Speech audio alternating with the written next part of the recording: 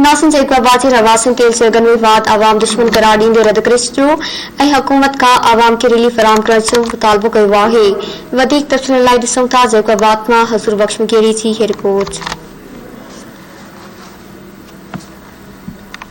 पूरे दुनिया जी जैकाबाद वासिन भी नए साल जो भरपूर नमूने इस्तकबाल कंदे पुराने साल के अलविदा चई एक नए साल जोश जज्बे से पांजी जिंदगी मामूल शुरू करे छड़ी है। नए साल की शुरुआत में वफाकी हुकूमत पारा पेट्रोल जो बंब किराए छड़ियो है।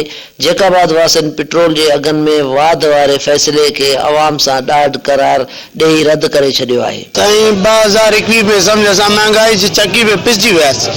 हर शइ महांगो हुयो। असांजी उम्मीद हुई 2022 में थी सके तो तब्दीली सरकार 2022 में जो का तब्दीली करी अचे। 2021 असो एक तमाम दुखियो गुजरियो छो जो एक महंगाई बो कोरोना जो बायस हो असांखे ॾाढी तकलीफ़ में हुई।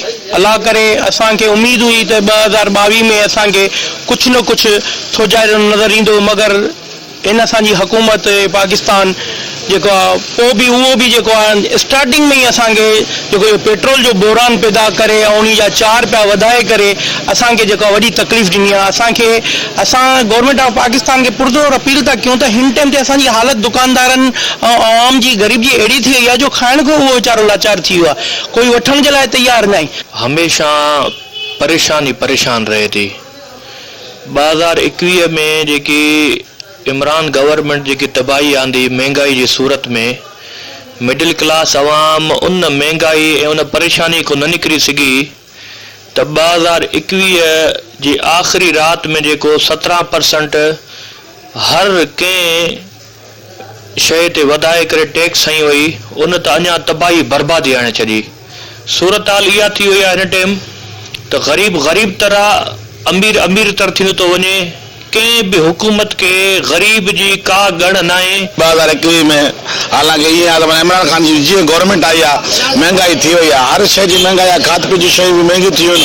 उनका अलावा तव्हांजो ॾिसो पेट्रोल तो बना हाणे ईंदड़ साल में जी साल बीठो आहे 5 रुपया पेट्रोल भी चढ़ी वियो। ज़ाहिर ॻाल्हि आहे पेट्रोल चढ़ियो आहे त किराया वग़ैरह भी चढ़ंदा ऐं ॿियनि शयुनि ते बि असरु पवंदो, पर मुश्किल लॻे थो इमरान खान जी हुकूमत में इहा कोई सस्ताई थिए। 2021 भी आवाम जो मथां हर हफ्ते बम किराए पे वजे, हर महीने बम किराए पे वजे। महंगाई जो पेट्रोल हर हफ्ते 15 ॾींहंनि ते पेट्रोल वधे पियो।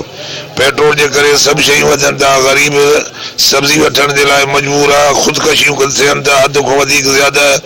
ऐं 2022 शुरू थींदे ही पेट्रोल जो बम किरायो वियो जंहिंमें सब शयूं महांगियूं थी विया आहिनि। शहरनि जो चवणु हो त साल 2021 अवाम लाइ तारीख़ में सब खां वधीक महांगो साल साबित थियो। चयो त हुकूमत खे घुर्जे त नए साल में पेट्रोल समेत खाधे पीते जी शयुनि में रिलीफ फराहम कयो वञे।